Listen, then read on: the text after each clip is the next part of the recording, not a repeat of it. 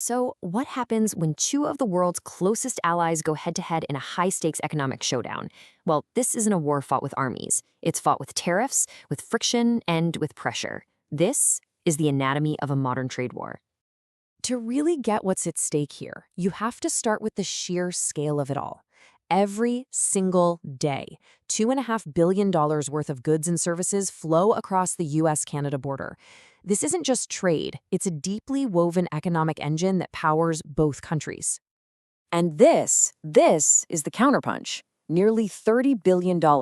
That's the value of U.S. goods specifically targeted by Canadian countermeasures. Now, a number that big isn't just meant to send a message. It's designed to apply incredible economic pressure.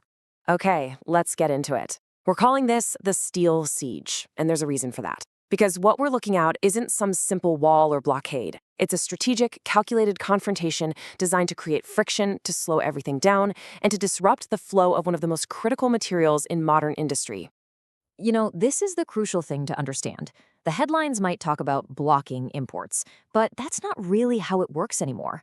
Modern trade conflicts rarely use outright bans. Instead, they weaponize cost and complexity. The goal is to make trade so difficult, so expensive, that the system just grinds to a halt on its own. So, how do they actually do it? How does this economic leverage really work? Let's get into the mechanics, because this is a very calculated strategy. And if you understand the tools, you can understand the entire conflict.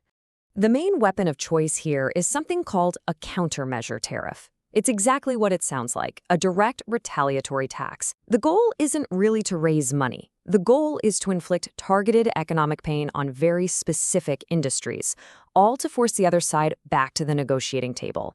You have to picture the entire North American manufacturing ecosystem as this incredibly complex, finely tuned engine. Parts and materials are constantly moving back and forth in perfect sync. A tariff is like a handful of sand poured directly into that gearbox. The machine doesn't just stop instantly, but that friction builds, efficiency plummets, and eventually something is going to break.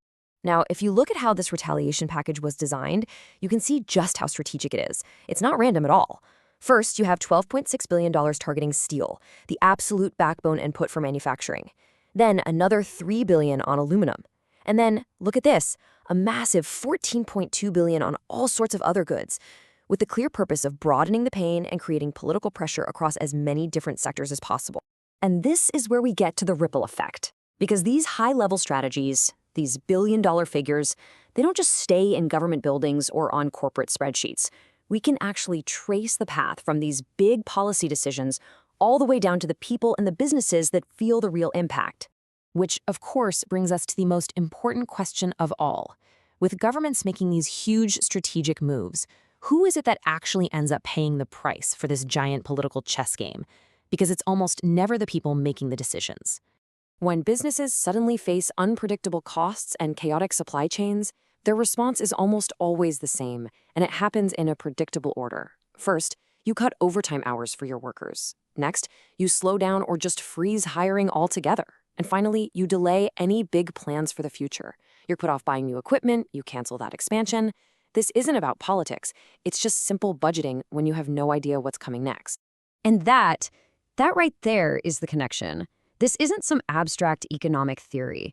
When that overtime pay vanishes from a paycheck, or when a promised new job opening gets canceled, that is how a distant trade conflict suddenly shows up at a family's kitchen table, usually with very little warning.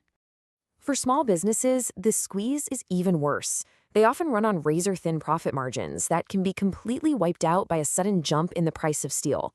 That volatility makes it harder to get a loan from the bank. It makes every contract you sign riskier.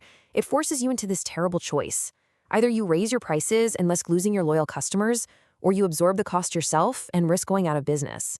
So all of this leads to a much bigger and, honestly, a much more dangerous question. Are we just watching a short-term fight with temporary consequences? Or could this cause a permanent structural break in one of the most vital economic relationships on the planet? This is the core dilemma that policymakers are facing. On one side, you have tariffs being used as a temporary strategy, a tool to gain some leverage in negotiations. But on the other side, you have the very real risk of permanent damage. Because once a company spends millions of dollars to find a new supplier and completely reroute its supply chain, it almost never just snaps back to the way it was. Trust is gone, the entire system becomes less efficient. And the consensus among experts is really clear on this point. The damage isn't just financial, it's structural. Rebuilding the trust you need for a supply chain to work, especially one that's been weaponized for political reasons, is a long and difficult process. The changes that companies are making today just to survive might very well become the new permanent reality. So it all comes down to this. In a standoff where both sides are applying enormous pressure, where the long-term health of this deeply integrated economy hangs in the balance, the final question is a pretty simple one. Who blinks first?